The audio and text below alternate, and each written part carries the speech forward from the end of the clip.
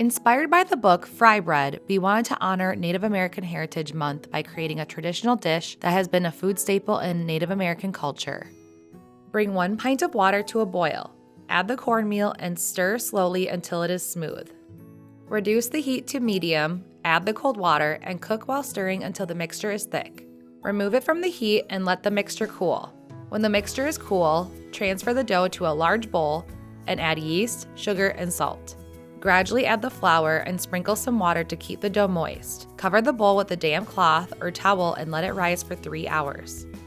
Heat the oil to a medium temperature in an iron skillet.